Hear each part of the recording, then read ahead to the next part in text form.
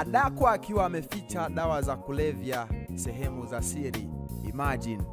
Mwanamke mmoja mwenye umri wa miaka 28 amekamatwa na kuwekwa rumande baada ya kukutwa na takriban gramu 300 za dawa za kulevya aina ya cocaine kufuatia msako wa pamoja wa vyombo vya usalama nchini Kenya uliolenga njia zinazotumiwa kusafirisha mihadarati kutoka maeneo ya kaskazini mwa Kenya kuelekea jiji la Nairobi.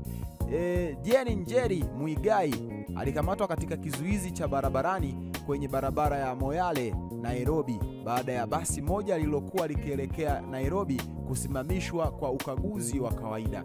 Kwa mujibu wa taarifa ya idara ya upelelezi ya jinai DCI, mienendo ya mshukiwa huyo iliibua wasiwasi na ndipo maafisa wa kike wakamuondoa kwenye basi kwa ukaguzi wa kina wa mwili wake.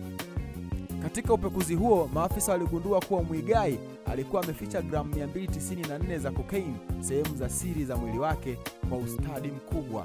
Kwa sasa anashikiliwa katika kituo cha polisi cha Moyale akisubiri kufikishwa mahakamani, huku maafisa wa kitengo cha kupambana na dawa za kulevya wakiendelea na maandalizi ya mashtaka.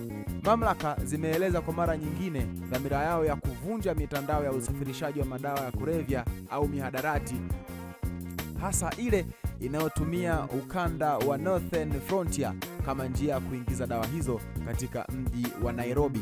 Nini maoni yako kwa hiki alichokifanya bibie huyu kuficha dawa za kulevya sehemu za siri zaidi ya gramu 294? Mimi naitwa Comic Cliff, msema chochote, na hivi ndio mimi husema.